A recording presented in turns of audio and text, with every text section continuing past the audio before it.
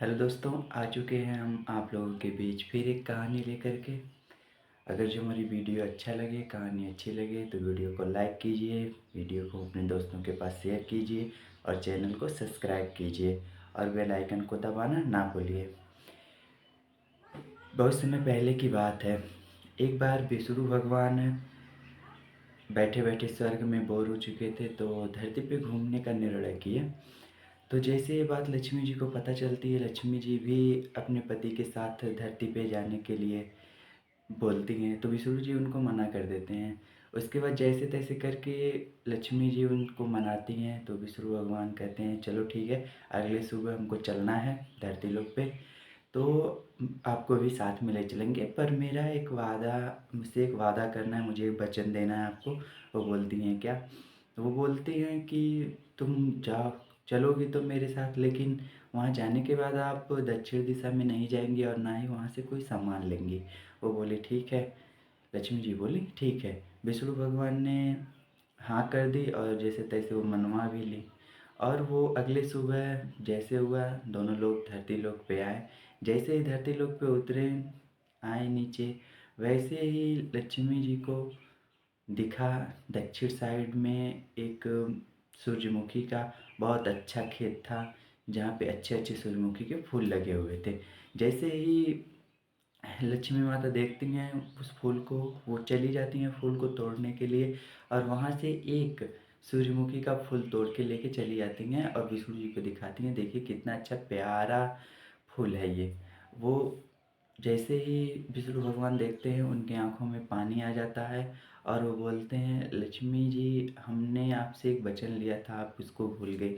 वो बोले कि हाँ वो तो मैं भूल गई। फिर वो बोले विष्णु भगवान की इसकी सज़ा आपको मिलेगी। वो बोली ठीक है, आपकी जैसी इच्छा हो। उसने वो विष्णु भगवान ने कहा कि आपको उस किसान के घर जाके और उसके खेतों में 3 साल तक मेहनत करनी है, कड़ा तपस्या करनी है। आपको वहाँ पे मेहनत मजदूरी करनी है, उसके ही यहाँ आपको रहना है।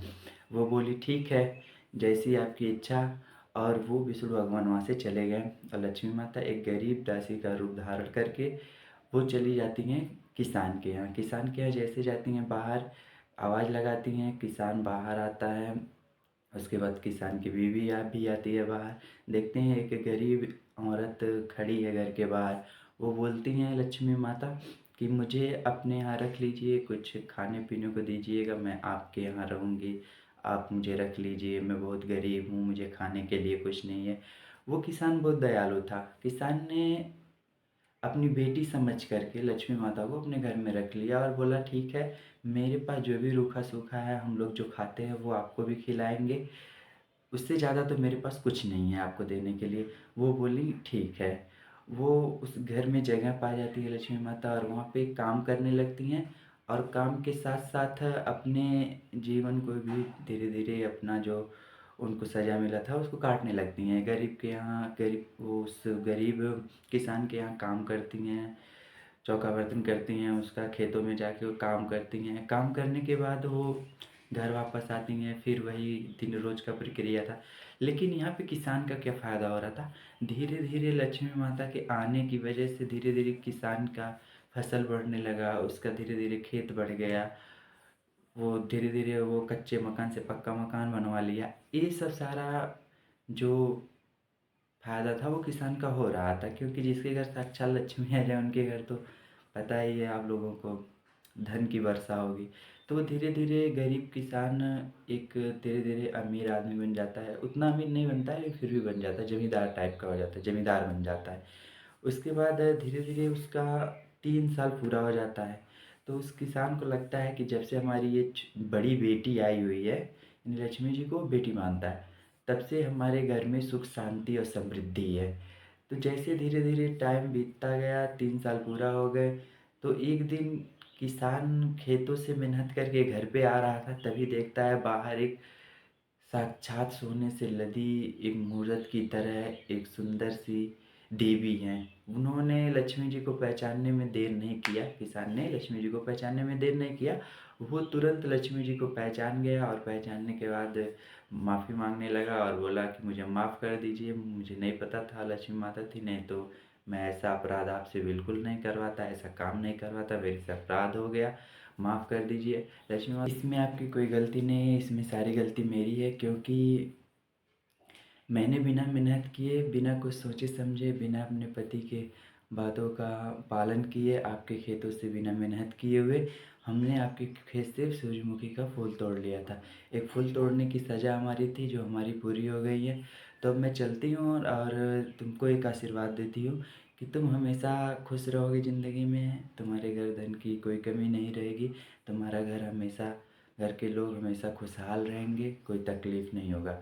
और उतने में ही स्वर्ग से एक रथ आता है और उस पे लक्ष्मी माता बैठती हैं और चली जाती हैं।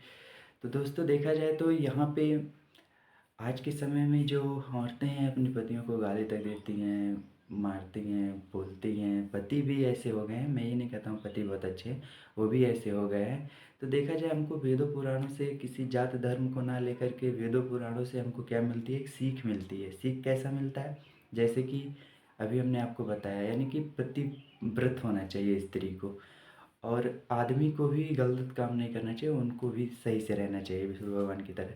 तो किसी जात धर्म को ना लेते हुए वेदों पुराणों को पढ़िए और देखिए उसमें कितनी अच्छी अच्छी बातें लिखी गई हैं, कितनी अच्छी अच्छी जानकारियाँ हैं। आप उस जानकारियों को लीजिए और अपने जीवन में लाइए, ताकि आपका भी जीवन धन्य हो जाए, पाप से मुक्ति मिल जाए और लड़ाई झगड़ों से आप दूर रहें। अगर जो हमारी वीडियो आपको अच्छा लगता है तो वीडियो को लाइक कीजिए, अपने दोस्तों के पास वीडियो शेयर कीजिए और चैनल को हमारे सब्सक्राइब करिए और बेल आइकन को दबाना ना भूलिए। जय हिंद, जय भारत दोस्तों।